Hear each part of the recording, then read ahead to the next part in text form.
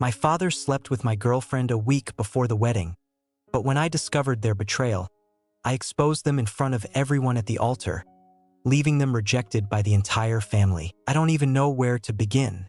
This wasn't just any betrayal. It was the kind that shatters the very foundation of your life. It was supposed to be my wedding, the day I'd been dreaming of, planning meticulously for months. Everything was set, the ceremony, the reception, even the honeymoon. For the first time, I felt like my life was falling into place. I loved my fiancée with everything I had. Sure, we had our ups and downs like any couple, but I believed we had faced our challenges and come out stronger. Never in my darkest nightmares did I imagine the greatest betrayal would come from my own father. Looking back, the signs were there, but I didn't see them because I didn't want to. A week before the wedding, I was completely immersed in the chaos of last-minute preparations. Guest confirmations, floral arrangements, seating charts, you name it. My fiancée seemed just as busy, which at the time I thought made sense. But now, every little detail I brushed off feels like a dagger to the heart. She had started pulling away, always with plausible excuses. I need to get my nails done. Or, I'm meeting my mom to finalize the catering. Or, I'll be late because I'm checking on the flower arrangements. Logical, reasonable, so reasonable that I never questioned it. I told myself she was just stressed, as brides often are. Then there was my dad. For years, he had been my rock, the man I turned to for advice and support. But that week, he was oddly distant. Every time I asked for help, he was busy, which was completely unlike him. One night, my mom mentioned offhandedly that my dad had been spending a lot of time helping my fiancée with wedding stuff. I didn't think much of it at the time. It was just like him to lend a hand. But now, that offhand comment makes my stomach turn. That same evening, my fiancée came home late. Her hair was a mess, and she looked exhausted. When I asked if everything was okay, she muttered something about a mix-up with the florist and kissed me on the cheek. I bought it. I bought every damn word. The storm hit the next day when I got an anonymous text message. It read, "You should know what your father is up to." At first, I thought it was some sort of sick joke. My first reaction was anger, not because I believed it, but because someone would stoop so low as to send me something like that a week before my wedding. I dismissed the message and tried to focus on the endless list of tasks I had to complete. But the next message changed everything. This one came with evidence. Screenshots of text messages between my father and my fiancée. Messages that were explicit enough to make me physically ill. They talked about sneaking around, keeping their meetings secret, and the worst part? They didn't feel guilty because they needed this. I read those words over and over, each time feeling like I was being punched in the gut. My hands shook so badly I almost dropped my phone. The anger, the heartbreak, the sheer disbelief. It all hit me like a freight train. That night I couldn't sleep. I lay in bed, staring at the ceiling, replaying every moment of the past few months in my head. Were there signs I missed? Could I have stopped this? How could my father, the man who was supposed to protect and guide me, betray me like this? And how could the woman I planned to marry be part of it? Every memory of them that once brought me joy now felt like a sharp blade. I felt paralyzed. Confronting them immediately seemed like the logical thing to do, but I couldn't bring myself to face them just yet. A part of me was terrified to hear their excuses, their lies, their justifications. How do you even begin to process that kind of betrayal? But I knew one thing. I couldn't let this slide. I needed to get the full story, not just for closure, but for clarity. If I was going to confront them, it had to be on my terms. That's when I decided I wasn't going to let them dictate the narrative. I would uncover every detail of their treachery. And when the time came, I'd make sure everyone knew the truth. Because if they thought they could betray me and walk away without consequences, they were about to find out just how wrong they were. The next morning, I woke up feeling like I was trapped in some kind of limbo. Everything I had discovered the day before was still hanging over me like a dark cloud. But now, that cloud wasn't just filled with despair. It was charged with determination. I couldn't let myself stay paralyzed anymore. I had to act, to know exactly what had happened between my father and my fiancée. If they thought they could betray me in secret, it was time to show them I wasn't so easy to fool. I started by looking for more evidence. I went through my phone and reread the messages I'd received. Every word felt like a stab to the chest, but in my pain, I found clarity. I analyzed everything carefully and noticed something. There was a mention of a hotel, a specific place where, apparently, they had met several times. Could it be true? Had they been brazen enough to meet in public? My heart raced, but the fire inside me wasn't just sadness anymore. It was pure rage. I decided to visit that hotel. When I got there, I felt like an amateur detective in a low-budget movie. I had no idea what I was going to find, but I had to try. I approached the front desk and pretended to be my father, spinning a story about losing a receipt from a recent stay. It worked better than I expected. The receptionist, a kind woman who didn't suspect a thing, printed out a copy of his booking history. My stomach sank as I saw the dates. They perfectly matched the days my fiancé had claimed to be busy with wedding preparations. What I discovered next left me cold. I managed to review the hotel's security footage. Convincing them to let me see it wasn't easy, but a mix of desperation and quick thinking got me through. There they were, walking in together, laughing like they didn't have a care in the world, like I didn't even exist. Watching those images felt like reliving the betrayal all over again, but this time with an added dose of humiliation. How could they have the audacity to do this? That night, when I returned home, I was emotionally exhausted, but I couldn't let myself rest. I knew the confrontation was coming, and while part of me wanted to scream and blow everything up, another part, the calculating part, knew I needed patience. My confrontation couldn't just be a burst of emotions. It had to be a masterstroke. First, I decided to confront my fiancée. It seemed simpler in theory. I wanted to see her face, to hear how she would try to justify what she had done. That evening, she came home acting like everything was normal, wearing that everything's under control smile. But I couldn't see that smile the same way anymore. All I saw was lies, deception, and betrayal. I sat her down on the couch, poured her a glass of wine, ironically, the one we had set aside for the wedding, and said as calmly as I could, "We need to talk." At first, she seemed confused, but then her eyes hardened, like she suspected I knew something. I didn't beat around the bush. I looked her straight in the eye and asked, "How long have you been sleeping with my father?" The silence that followed was so heavy it felt like all the air had been sucked out of the room. She stared at me wide-eyed, and for a brief moment, I thought she might deny it, but she didn't. Instead, she broke down crying, mumbling something about confusion. "It's not what it looks like, and it only happened once, as if that made it any less devastating." Her attempts to justify the unjustifiable only fueled my fury. I stood up abruptly and yelled that I didn't want to hear excuses. I wanted the full truth, and after a few minutes of sobbing and stammering, she finally admitted it. They had been seeing each other for months. The contempt and betrayal in her words were indescribable. She even tried to make it seem like it was my fault, saying I'd been distant while focusing on the wedding, that she needed affection, and that my father was there to listen.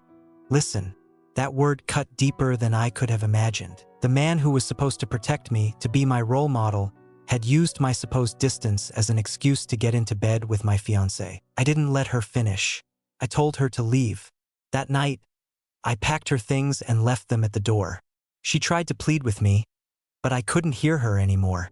The only thing echoing in my mind was my heart breaking into a million pieces. The next day, I knew it would be my father's turn. I braced myself for what I knew would be worse, but I also knew I couldn't let either of them continue to play me for a fool. This battle was far from over. The next day, the weight of what I was about to do felt suffocating. Confronting my ex-girlfriend had been tough, but confronting my father would be like walking barefoot over hot coals. He wasn't just my father. He was someone I had trusted unconditionally all my life, someone I saw as a role model, someone whose approval I had always sought, even though it was rarely given. And now, I had to look him in the eye and ask why he had destroyed my world in the cruelest way imaginable. I arranged to meet him in his office, a place where he always seemed untouchable. When I arrived, he was sitting behind his massive mahogany desk, exuding the same air of confidence he used to intimidate others. But this time, that confidence didn't faze me. I wasn't a son seeking his father's approval anymore. I was a man demanding answers. I walked in without greeting him, closing the door sharply behind me, and went straight to the point. "I know what you did," I said coldly, my voice sharper than I'd ever heard it. His expression shifted instantly. The confidence drained from his face, replaced by something I'd never seen in him before: fear. He tried to feign ignorance, pretending he had no idea what I was talking about. "What are you saying, son? I don't understand," he began, but I didn't let him finish. I threw the evidence I had gathered onto his desk: a copy of the hotel record, security camera stills, and the damning timeline that matched the moments he had suddenly canceled family plans or made excuses not to see me. "Don't even try to deny it," I said, my tone like ice. "It's all here, so please enlighten me, Dad. What made you think sleeping with my fiancée was a good idea?" The silence that followed was unbearable. He looked down, something I had never seen him do before. It was as if he had suddenly lost the ability to meet my gaze. "It was a mistake," he mumbled after a moment, his voice so low it was almost a whisper. "I wasn't thinking straight." But those words were meaningless to me. They couldn't even begin to scratch the surface of what I was feeling. "A mistake," I shot back, my voice trembling with fury. "That's what you're going with? Was I such an afterthought to you? Was it that easy to betray me? Because that's what you did. You betrayed me in the worst way possible. How could you look Mom, me, anyone in the face and keep going like nothing was happening?" And that's when I saw him for what he truly was. A man who, for the first time, was facing the consequences of his actions. He tried to shift the blame, saying my ex had seduced him, that he'd been in a moment of weakness, and that he'd never meant to hurt me. Those words filled me with disgust. A moment of weakness? Was that supposed to undo the devastation he had caused? "Don't give me that moment of weakness crap," I shouted, unable to hold back. This wasn't an accident. It was deliberate, repeated, and covered up. It wasn't weakness, it was a choice. A choice you made over and over again, knowing full well it would destroy my life. He stayed silent, but his silence spoke volumes. He knew there was no excuse, no redemption, for what he'd done. But my anger was boundless. Every second of his silence was a confirmation of what I already knew. He wasn't sorry for the betrayal itself, only for being caught. "You know what the worst part of this is?" I said, my voice quieter now but dripping with pain. "It's not just that you slept with the woman I was going to marry. It's that you did it without a second thought about how it would affect me, how it would affect everyone.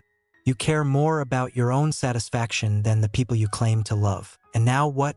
Do you expect me to forgive you and just move on like nothing happened?" He didn't answer, and honestly, I didn't need him to.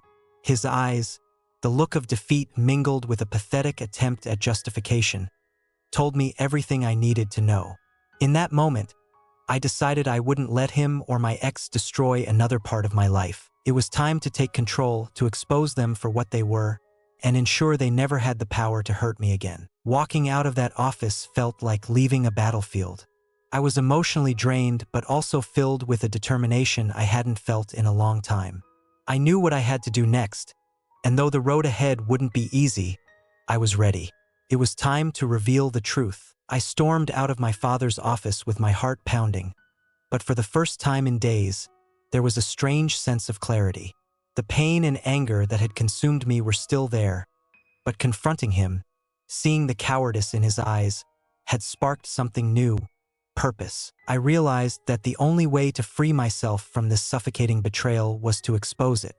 They, two people who had shattered my world, couldn't be allowed to carry on as if nothing had happened. The first step in my plan was meeting with my mother. She deserved to know the truth before anyone else, and I hoped she could become my ally in this disaster. The conversation was brutal. My mother, who had always defended my father no matter how low he stooped, seemed paralyzed when I told her what had happened. First, she didn't believe me. She insisted there had to be some mistake, that it couldn't possibly be true. But when I showed her the proof I had gathered, her face changed. It was like watching someone break into 1,000 pieces right in front of me. "How could he do this to me?" "To you?" she asked, her voice cracking as tears streamed down her face. In that moment, I saw a woman who had not only been betrayed, but was also beginning to question everything she thought she knew about the man she married. I tried to comfort her, even though my own rage was barely contained. The only thing keeping me steady was knowing she was on my side now. Together, we decided this secret couldn't stay between us. The family had to know. More importantly, everyone had to understand just how deep this betrayal ran. We planned a family gathering under the guise of finalizing wedding details. It was the perfect trap. They wouldn't suspect a thing, and most of the people I cared about would be present. The day of the meeting arrived, and the air was thick with tension. My father and my ex-fiancée showed up, pretending as if they weren't the architects of the wreckage I was living in. My father even gave me an awkward smile, as if that could erase the devastation of our earlier confrontation. My ex-fiancée, on the other hand, kept her distance. She looked uncomfortable, but her pride wouldn't let her show it. Once everyone was seated, I stood up to speak. I took a deep breath and let it all out.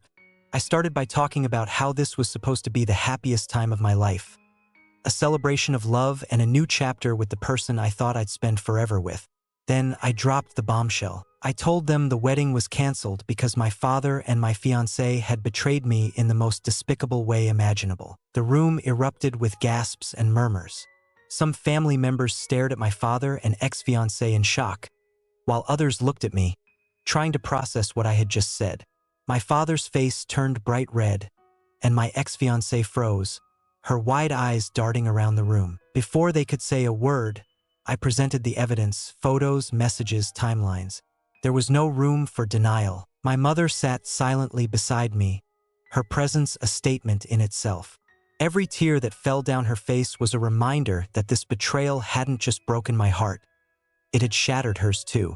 My father tried to defend himself, stammering excuses and pleading for understanding, but no one was listening. The evidence was undeniable, and his silence up to that point had condemned him. My ex-fiancée finally found her voice and attempted to justify her actions.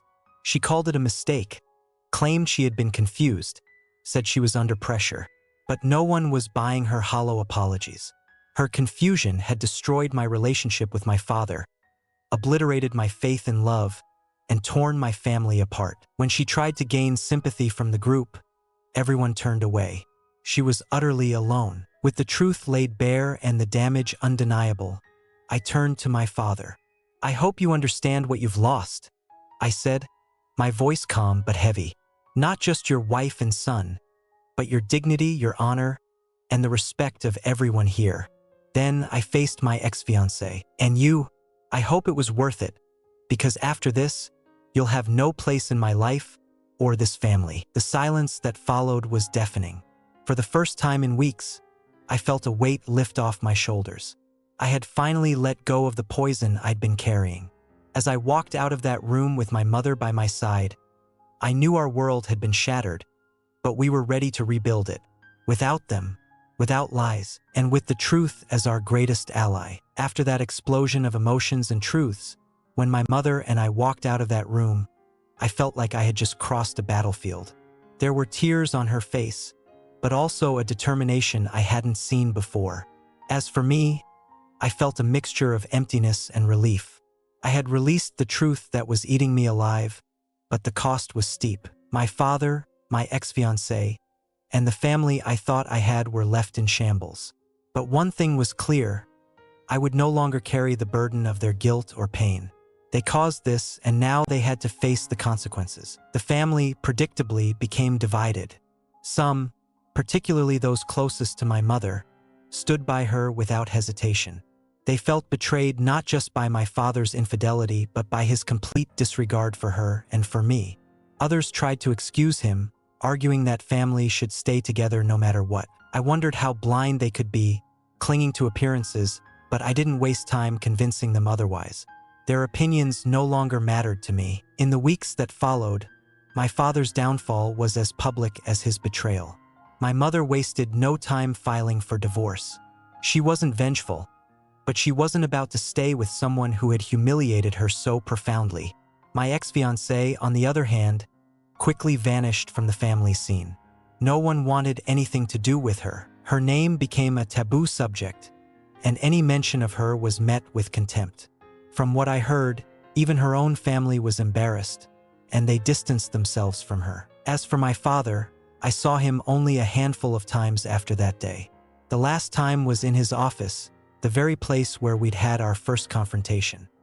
He looked diminished, as if the weight of his shattered ego had physically shrunk him. He tried to speak, mumbling something about regret and wanting to make amends, but I couldn't hear him anymore. It wasn't just his betrayal. It was years of him prioritizing his desires above everyone else, treating my feelings as an afterthought. So, I simply stared at him with the same coldness he'd shown me for so long. "You made your choices, and now you live with them," I said before walking away for good. But this story isn't just about my father's fall or my ex-fiance's disgrace. It's about what came after, how I chose to rebuild my life from the ashes of their betrayal. My mother and I leaned on each other, finding strength in our bond. For the first time in years, I saw her as a whole person. Not just as my mom, but as someone who had endured so much for a family that hadn't always appreciated her. We moved into a small apartment while she finalized the divorce, and even though the space was cramped, it felt more like home than any house we'd ever lived in. On a personal level, I learned how to rediscover myself. The first few months were rough. I started running every morning to clear my head, and at night, I journaled to process everything that had happened. Sometimes, the anger returned with a vengeance.